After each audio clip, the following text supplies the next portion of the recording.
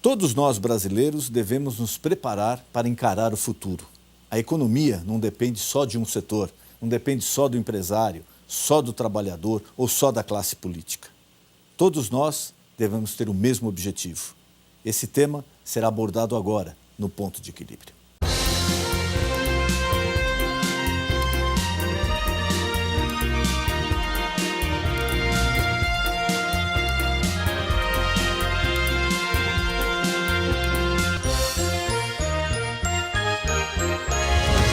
O Brasil ocupa a 9ª posição na economia mundial e nossa atual situação econômica vem causando muita preocupação para quem depende do seu trabalho para garantir o seu sustento. Isso acontece devido ao aumento da dívida pública, má administração do dinheiro por parte do governo e escândalos financeiros nunca vistos na história. Você está mais otimista em relação à economia no país? Não. Não, porque a gente está vendo o que está acontecendo, que esse processo de impeachment sai ou não sai.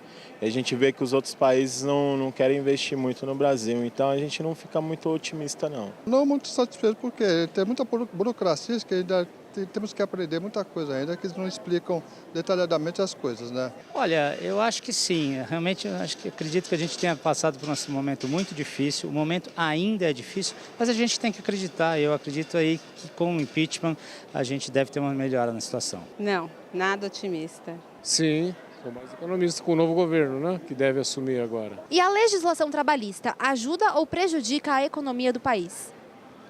Eu acho que, por enquanto, eu não vi nenhuma mudança, né? Atrapalha bastante. É um caso que tem que ser analisado para as melhorias, né? Com certeza prejudica. Deveria haver uma flexibilização para que pudesse haver um maior número de empregos, maior possibilidade de empregos. Certamente é algo que precisa ser alterado. No ponto de vista dos empregadores, eu acho que para eles prejudica, mas para os trabalhadores não. Acho que ajuda. Eu tenho a impressão que atrapalha um pouco, sim, merece uma reforma. E na sua opinião, a carga tributária no Brasil é muito alta? Demais. Agora está um pouco descontrolada, né? Sim, a gente já tira isso às vezes quando a gente vai no mercado fazer compra. Ela é muito alta, principalmente se considerarmos o retorno. A carga tributária do Brasil não é a mais alta do mundo, como muita gente disse. Existem lugares onde a carga tributária é muito mais alta, só que o retorno perceptível é muito maior. O grande problema no Brasil é a gente perceber para onde vão os impostos. Muito, indiscutivelmente muito alta. Altíssima. Comparado com o retorno que você tem disso, né? Sempre assim. O horizonte da economia é o tema que o pastor Denis Munhoz e seu convidado abordarão no programa de hoje. Não perca! Fernando Pinho é economista pós-graduado em Psicologia Econômica pela PUC de São Paulo. É mestre em Finanças pela Universidade Mackenzie e consultor financeiro com vivências em mercados nacionais e internacionais. As palestras e a abordagem financeira de Fernando Pinho se dedicam a desvendar os aspectos da macroeconomia contemporânea que afetam a vida das empresas e das pessoas, local e globalmente. Muito boa noite, meu amigo, minha amiga. O nosso encontro de final de noite, programa Ponto de Equilíbrio. E nessa noite é com imenso prazer que nós recebemos o economista Fernando Pinho. Fernando, obrigado por ter aceito o convite. Eu que agradeço pela oportunidade. É um prazer recebê-lo aqui. O prazer é meu. Vamos falar um pouquinho então do momento econômico brasileiro, né? Da situação econômica, tudo que vem acontecendo na área política, trazendo reflexos para a economia. Agora nessa reta final aí do impeachment e como vai ser, o que vai acontecer dali para frente. A economia brasileira, alguns falam que foi a pior crise da história da economia brasileira, essa que nós estamos passando e que certamente vamos superar. Sim. O senhor concorda com isso? Olha, em relação às crises que essa geração viu, da qual eu me incluo, e a geração anterior, talvez tenha sido a pior. Ela só não é pior do que a crise de 29, mas a economia mundial tinha um outro formato e a economia brasileira tinha proporções infinitamente menores do que ela tem hoje. Mas, sem dúvida alguma, né, o grau de avarias que foram feitas na economia por incompetência, por falta de capacidade de enxergar para onde estavam se conduzindo os rumos do país, eu posso afirmar que é a crise mais grave, sob todos os aspectos, econômica e social. Agora, me parece que era uma crise que assim, por dizer, já era anunciada, porque eu lembro que no começo eu passo parte do tempo aqui, parte do tempo no exterior, nos Estados Unidos, e no começo de 2014, ou seja, alguns 9, 10 meses antes da reeleição da presidente Dilma, todos os cenários mundiais já apontavam essa crise no Brasil. Sem dúvida. E aqui parece que o governo está fazendo meio vista grossa. Não é bem assim, isso aqui é fácil, é controlável. Mas lá fora, os grandes investidores, os bancos, as agências de ratings, em janeiro de 2014 já apontavam, olha, a dívida pública está muito séria, a economia vai sofrer. E parece que aqui a gente ficou esperando a tempestade chegar e não compramos guarda-chuva, né?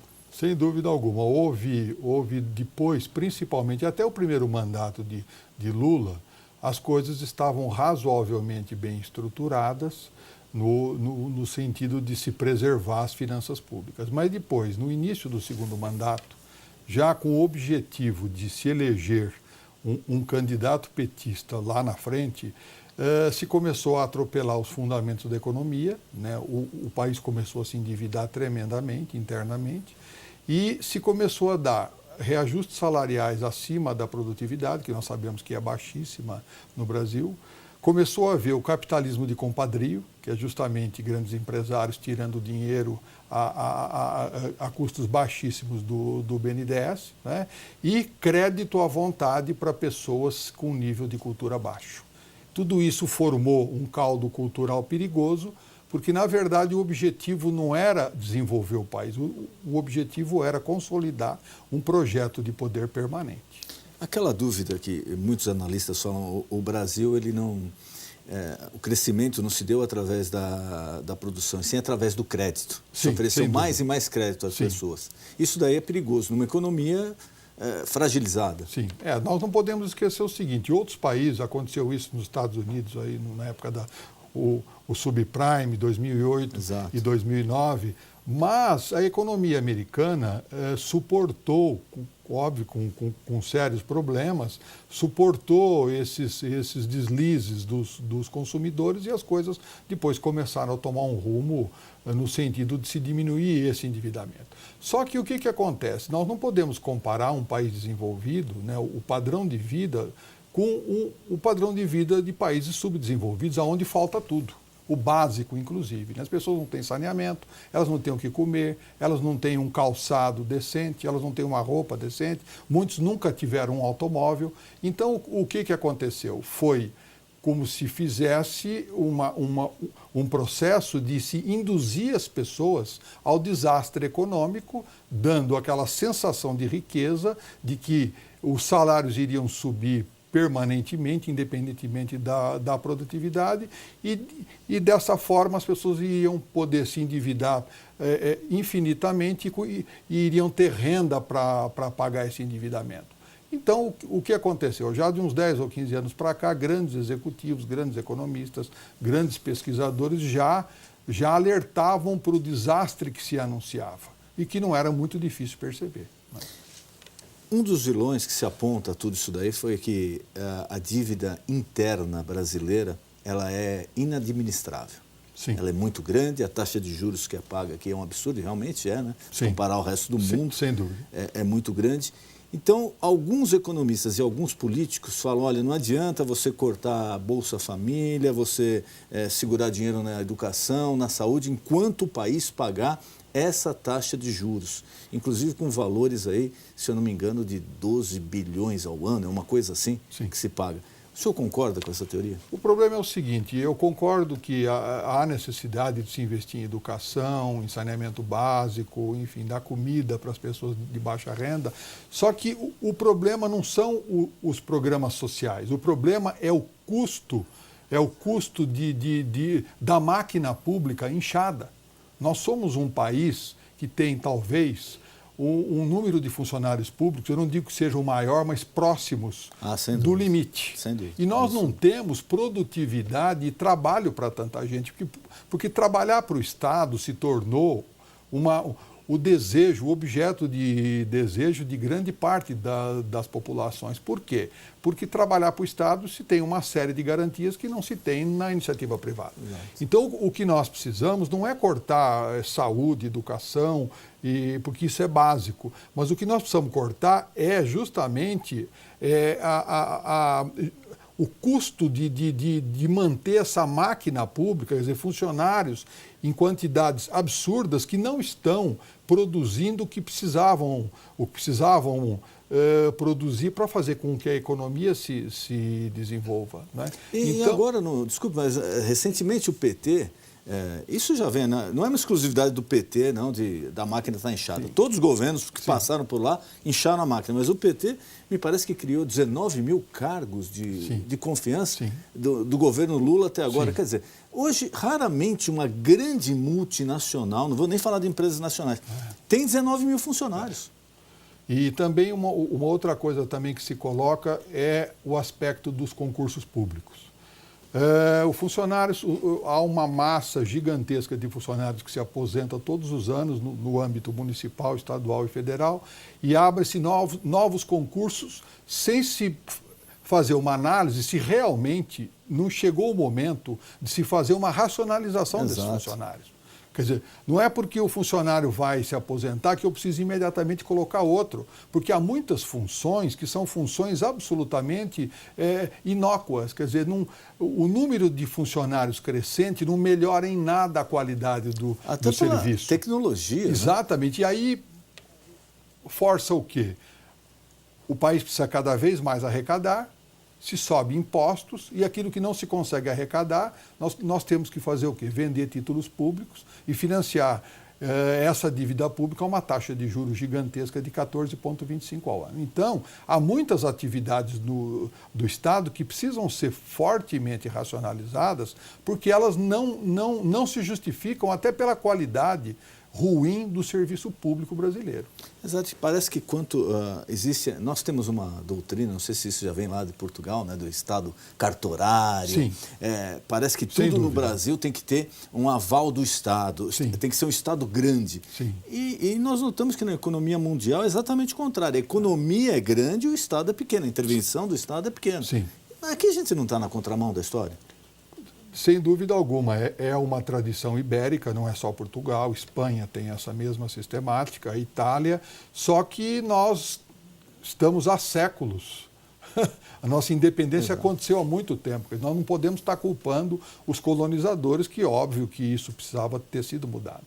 Agora, essa mentalidade cartorial também é sustentada por uma ideia de que o Estado tem que tomar conta de tudo. Como se fosse eficiente. E o Estado não consegue nem fazer o básico. Mas esse é o grande, não é. Então o brasileiro, o povo de maneira geral, não só, eu até vou um pouco mais além, o latino-americano, ele é muito sebastianista. Ele acha que um ente superior, um político superior vai vir e vai resolver todos os problemas. Só que a qualidade dos políticos que nós temos no Brasil é cada vez pior. Por quê? Quem é que vota nesses políticos? Porque os partidos de esquerda fizeram isso, os partidos de direita fizeram isso. Mas quem é que põe essas pessoas lá? Quem é que elegeu Dilma? Quem é que elegeu Lula? Quer dizer, se existem outros culpados, que não só esses, são os culpados de quem deu o cheque em branco e os colocou lá. Então a população tem que também fazer uma meia-culpa e entender que o momento agora, por exemplo, eleições municipais que estão aí próximas, é hora de tirar os políticos carreiristas dessas funções, porque eles não estão ali para resolver o problema de ninguém. Eles estão ali apenas para resolver o problema de continuidade de si próprio e de sua família. O maior voto, a maior arma que nós temos na mão é o voto. Sem dúvida. E a história é votar consciente. Você não tem que votar porque você é amigo, ou você gosta, ou um parente indicou.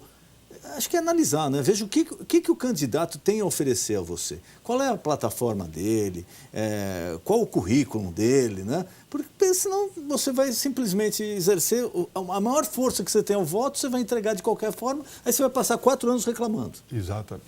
E não adianta, não? É uma coisa que se coloca, eu vejo, por exemplo, até em cidades menores, as cidades do interior, por exemplo, com 300, 400 mil habitantes, que tem 500 candidatos a vereador numa cidade. Quer dizer, é uma coisa extravagante. Quer dizer, isso se tornou o quê? Apenas o objetivo é auferir alguma renda a mais, né? Se sabe, porque se coloca o seguinte, eu às vezes converso com pessoas, com amigos que moram em São Paulo, que moram no interior, e nós discutimos muito isso, porque no interior do estado há a possibilidade de estar mais perto desse político. Mas uma coisa que se coloca para o eleitor é esse político, ou esse candidato a político, o que ele fez pela vida dele que o credencie a cuidar da nossa vida? Exato. A maioria não fez absolutamente nada. Quer dizer, a vida pública, para a maioria dos políticos, é apenas uma forma de sobrevivência. E uma pessoa que está só buscando a própria sobrevivência não vai ter como fazer um bom trabalho cuidando de uma comunidade. Não vai ajudar o povo.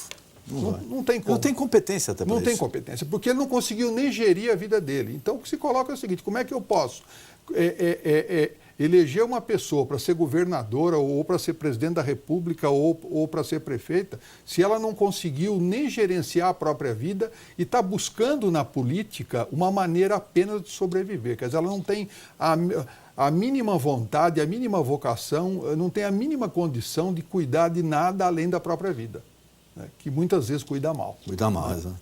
E o futuro? Qual o horizonte da economia brasileira? Parece que alguns sinais já vão aparecendo aí de pequenas retomadas, aquecimento, ou como falam, né? Parou de piorar. Exato. É isso. Alguns segmentos de mercado já começaram a se recuperar, como, por exemplo, a parte de alimentação, supermercados, pequenos serviços. Só que isso é ainda muito pouco em função daquilo que nós precisamos fazer para que a economia possa retomar uma velocidade de cruzeiro adequada, talvez crescer aí a 3% ou 4% ao ano. Porque até hoje nós temos, por parte do governo federal, eu não vou dizer que o governo não esteja com vontade de acertar, eles elegeram uma equipe de primeira linha econômica, né?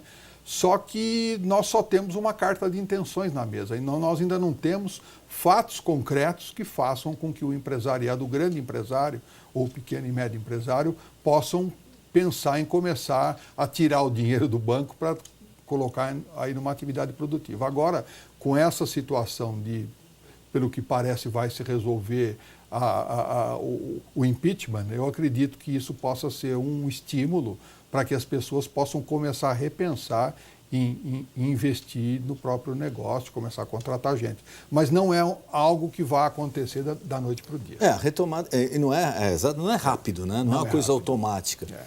Ela vai começar a melhorar e começa a se abrir mais postos de trabalho, aí a roda vai girando novamente. Exato.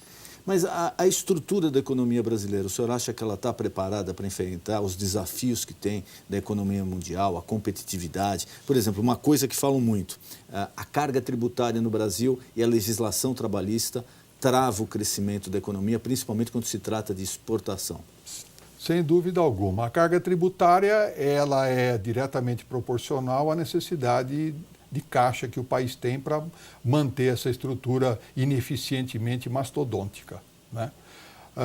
Agora, o que se coloca com relação, por exemplo, à parte de infraestrutura, o Brasil está todo sucateado.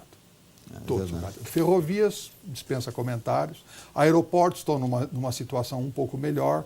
A parte de hidrovia tem se desenvolvido bastante, principalmente no interior do estado. Isso tem feito com que o número de caminhões nas estradas tenha diminuído, porque uma chata, por exemplo, de cana, que são aquelas barcaças, levam às vezes 2, 3 mil toneladas, e isso tira dezenas de caminhões da estrada. Por um lado é bom, por um lado gera algum desemprego, né? Agora, a carga tributária, o problema da infraestrutura, que pode ser uma maneira até de ativar aquilo que se chama de parcerias público-privadas, que é a grande saída que o mundo, inclusive desenvolvido, colocou em prática para fazer com que as coisas possam andar mais rápido e não se depender tanto do Estado. Inclusive nos Estados Unidos há muitas parcerias público-privadas. Agora, a preocupação que eu vejo mais acentuadamente hoje é o problema da legislação trabalhista e previdenciária.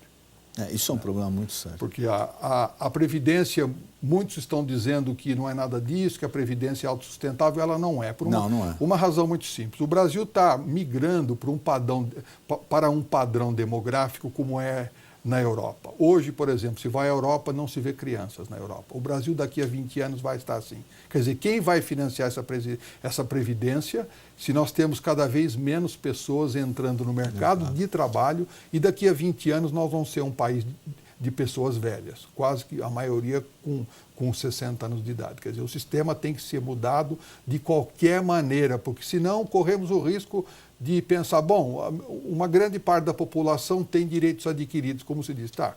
Mas a pergunta que se coloca é o seguinte, qual é a utilidade de direitos adquiridos se não houver dinheiro em caixa? Vide estado do Rio Grande do Sul e o Rio de Janeiro, que estão há meses tendo com os salários dos pensionistas atrasados. Mas a parte da aposentadoria, uma crítica que se faz, e eu concordo com ela, é que 90% do dinheiro arrecadado vai para 5%, 6% do valor pago em aposentadoria, ou seja, aquelas aposentadorias especiais. Para você entender, você se aposenta, você vai se aposentar com 1, 2, 3, 4 salários mínimos, tem um teto lá, se não me engano, são 6 ou 7 salários mínimos, não passa disso. Agora, aposentadoria especial é para servidor público, juízes, políticos. Então, esse daí se aposentam com salário integral e quando tem aumento o pessoal da ativa tem. Então, por exemplo, você se aposenta, você ganha 3 mil, 5 mil reais por mês. Você vai se aposentar com 1.000 reais ou 1.500. O político, se ele ganha 30, ele se aposenta com 30. E continua com todos os benefícios da aposentadoria. Aí realmente o caixa fica difícil para pagar, né? Não é possível, porque se nós tivéssemos já desde de muitas décadas, 40 ou 50 anos atrás, tivéssemos adotado o sistema que se adota em países desenvolvidos, onde a aposentadoria é uma coisa absolutamente simples, como se uma pessoa tivesse uma caderneta de poupança e ela fosse depositando naquela caderneta de poupança e depois de uma certa fase da vida ela se aposentasse, mas o dinheiro estaria garantido. Agora, numa situação onde um número limitado, gigantesco de pessoas coloca os seus proventos, que já são descontados, na fonte, certo? Com uma expectativa de recebimento lá na frente de um valor digno. E depois se coloca dentro do mesmo caixa todas essas aposentadorias, inclusive para pessoas que nunca contribuíram ou que contribuíram muito pouco, o caixa não vai dar para todo mundo, é óbvio, isso é matemático, né? E uma outra coisa também que eu precisava enfatizar, que aí também é importante, é a urgência de se modificar os parâmetros da legislação trabalhista. Porque a legislação trabalhista no mundo está sendo destruída pela tecnologia. E ou a legislação trabalhista no Brasil muda por bem ou ela vai mudar por mal. Por quê? Nós estamos agora, quer dizer, aguardando que o país saia de uma recessão. Todas as vezes que as economias passam por turbulências, as empresas aprendem a trabalhar com um número menor de pessoas. Exato. Faz parte do processo, como se fosse uma depuração. Você não vai lutar contra a tecnologia, não tem jeito. Então, o que acontece? Nós aqui, e isso também eu digo que outros países também na América Latina e alguns países europeus, principalmente aqueles países, Portugal, Espanha, Itália e Grécia, que são considerados o cinturão de ferrugem da Europa, com todo o respeito, né? Mas tem muita dificuldade para entender que o fato de eu fingir que não estou vendo o que está acontecendo não faz com que a realidade não se materialize. Quer dizer, a tecnologia está aí ceifando empregos. Agora nós temos o problema, por exemplo, o Uber. Nós temos carros autônomos, né? Nós temos os metrôs, nós temos ônibus que daqui a alguns anos não vão ter motorista mais, né? Nós temos os self-checkouts nos supermercados que estão abolindo os caixas para deixar caixas rápidos. O interior também já tem isso. Quer dizer, as pessoas não estão percebendo. O sistema bancário no Brasil foi o maior exemplo, né? Há 10 anos atrás, o sistema bancário brasileiro, 10 ou 15 anos atrás, tinha por volta de 1.200.000 funcionários. Hoje tem 450 mil. E as pessoas insistem em fazer greve. Quer dizer, as pessoas não estão percebendo que quanto mais greve se faz, mais o patrão cria tecnologia para mandar aquelas pessoas embora. Então, é uma cegueira que acaba prejudicando todas as pessoas que precisam procurar emprego. Por quê? Porque essa inflexibilidade, querendo que a lei proteja todo mundo, né? Quando se tenta proteger todos, o que acontece? Fica todo mundo desprotegido. E aquela história, não adianta, né? Para o trabalhador, não adianta ele ter todo o direito do mundo se você não tem emprego. Exatamente. Não resolve. Você pode ter, olha, eu tenho direito a tudo, tá? Menos emprego. Aí ninguém vai pagar a sua conta. E nesses moldes que a Justiça do Trabalho, e aqui vai abrir um parênteses, não estou criticando, não quero que se suprima nenhum direito do trabalhador, sim, mas nos moldes que a Justiça do Trabalho atua no Brasil, o empresário estrangeiro, quando ele chega aqui e olha, ele fala, não, mas espera aí, eu já paguei tudo isso daqui. Se o empregado recorrer, ele pode ganhar tudo isso aqui de novo. Pura e simplesmente ele não investe. Ou ele vai pôr isso daqui no preço do produto final. Vai. E o consumidor paga. Quem paga a conta é o consumidor. Lógico. Agora, essa cegueira, isso não acontece só no Brasil, aconteceu também em outros países do mundo que tiveram que fazer modificações drásticas. É uma tentativa de parar a roda do mundo com as mãos, né? E os países vão acabar tendo sérios problemas e a população precisa começar a entender que precisa pressionar os políticos para mudar a legislação trabalhista, mesmo abrindo mão de pretensos direitos, como o senhor colocou agora. Porque se não houver caixa e não houver emprego, não há legislação trabalhista no mundo, porque a legislação trabalhista, inclusive no Brasil, ela é impeditiva da geração de emprego. Ela vai contra o desenvolvimento do país. Não, e ela vem de um tempo que, quando ela foi criada, o trabalhador... A grande maioria era analfabeto. Exato. Não sabia qual era o direito dele. Exatamente. A rescisão era feita lá com o dedão, aceitava qualquer coisa, era lesado. Sim. A maioria das vezes era lesado. Só que hoje, o trabalhador é consciente, ele sabe dos direitos. Ele não precisa esse excesso de paternalismo na relação de trabalho. Por quê? Por empregador é o que o senhor falou. Ele fala, bom, tá tudo garantido aqui, eu vou ter que agilizar. Fala, tá, então essa área aqui eu vou automatizar. Exatamente, perde emprego. Como aconteceu, por exemplo, no interior com as lavouras de cana. Foi Exato. Tanta reclamação contra as usinas, tanta ação, o que aconteceu? Eles mecanizaram, agora não tem mais ninguém. Acabou o problema do usineiro e o canavieiro ficou desempregado. E não resolve, morreu de fome. Não atende. Então, voltando ao assunto, por exemplo, da legislação trabalhista, eu precisava complementar. Há 2 anos atrás houve um seminário aqui em São Paulo com a maior autoridade em automação bancária do mundo, um executivo norte-americano, e ele colocou de maneira clara que no Brasil, em 10 anos, nós vamos ter 50% a menos de agências bancárias do que nós temos hoje. Eu tenho visto, por exemplo, balanços de bancos, eu participo de algumas assembleias e eu vejo que a cada ano que passa, 2, 3, 4 mil estão sendo mandados embora em cada estrutura dessa. As agências estão se transformando em agências digitais porque as pessoas não querem mais ir a banco, principalmente a geração nova que faz tudo pelo celular, né? E as pessoas insistem na postura de greve. Em vez de vir para uma tentativa de fazer as coisas se resolverem de maneira harmônica, fazem greve, vão para a frente das agências impedir as pessoas de entrar. Quer dizer, no fim acabam irritando o cliente e colocam o cliente contra o pleito do sindicalista, que é conseguir um salário melhor. Quer dizer, essas pessoas parece que estão vivendo nos anos 30, anos 40. Né? Queria muito agradecer a sua presença aqui, foi um prazer receber o senhor. Eu que agradeço aqui pela oportunidade. E colocar à disposição algum contato, algum tema que eu não perguntei que o senhor queira discorrer, por favor.